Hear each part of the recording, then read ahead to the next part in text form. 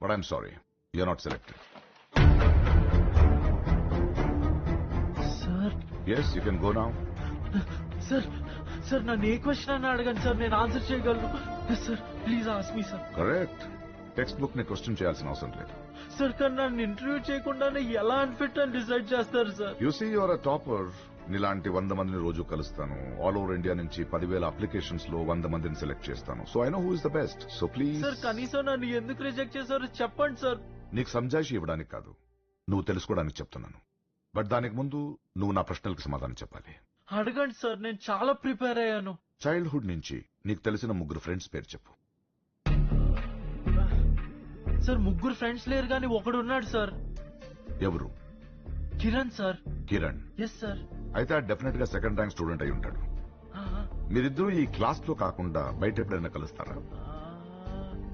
లైబ్రరీలో కలుస్తాం sir, and labs లో కలుస్తాం sir. So you have no friends outside. అంటే నీకు స్నేహం, ప్రేమ, ఆప్యాయత వీటి అర్థాలు కూడా తెలియదు కదా. ఎప్పుడు చూసినా బుక్స్ బుక్స్, ర్యాంక్స్ ర్యాంక్స్. నీలాంటి వాడికి ఫ్రెండ్స్ ఎక్కడుంటారా? What you do to enjoy life? అంటే లైఫ్ లో ఫన్ కోసం ఏం చేస్తావు? సార్ లైబ్రరీకి వెళ్ళి రెఫరెన్స్ బుక్స్ చదువుతాను, and inter college educational debates లో పార్టిసిపేట్ చేస్తాను సార్. నెక్స్ట్ ఐప్యాడ్ లో లెర్నింగ్ యాప్స్ చాలా ఎంజాయ్ చేస్తాను సార్. ఇవి enjoyments? Yes sir. What about Sundays? Sunday mechanical workshop లో వెల్డింగ్ అండ్ టింకరింగ్ నేర్పిస్తాను sir. I really enjoy that. Are you serious? Yes sir. Sunny sir, నువ్వు Sundays office కి రావు కదా? రాను సార్. ఏం చేస్తుంటావు ఆ రోజు? పెళ్ళాం పిల్లల్ని సినిమాకి తీసుకెళ్తాను సార్, లేదంటే ఫ్రెండ్స్ తో పార్టీ చేసుకుంటాం sir. You can go. That's a story. You see, system కూడా 24 hours ఆన్ చేసి పెడితే హ్యాంగ్ అవుతుంది.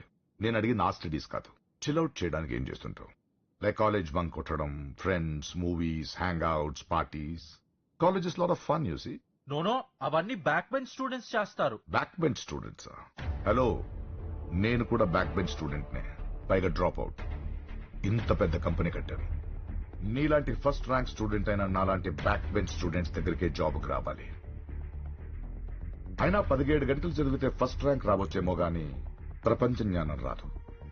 కేవలం బుక్స్ చదవడం కంటే ప్రపంచం గురించి తెలుసుకున్న వాడే నా దృష్టిలో ఫస్ట్ ర్యాంకర్. అందులో నువ్వు 0. 4 గోడల మధ్య ఉన్న ర్యాంక్ స్టూడెంట్స్ నాకొద్దు. నలుగురితో కలిసి పనిచేసే బ్రైట్ స్టూడెంట్స్ కావాలి.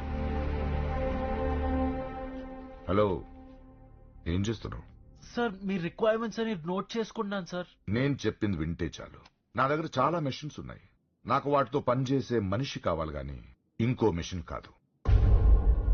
ఒక మనిషి 100 మెషిన్లు తయారు చేయగలడు, కానీ 1000 మెషిన్లు కలిసి ఒక మనిషిని తయారు చేయలేడు. You are just a rank machine. Sir this is not fair sir. ఈ జాబ్ రావాలనేది నా 20 ఏళ్ళ కల సార్. దీనికోసం నా లైఫ్ అంతా సాక్రిఫైస్ చేశాను సార్. మా మమ్మీ డాడీ నా మీద చాలా హోప్స్ పెట్టుకున్నారు సార్. నేను చదివిందంతా వేస్ట్ అయిపోయింది సార్. హలో, నువ్వు బాధపడుతున్నావనో ఏడుస్తున్నావనో కారణంతో నీకు జాబ్ ఇవ్వలేను. పైగా నాకు ఇలాంటి ఏడుపు ముఖం నచ్చదు. You can go now.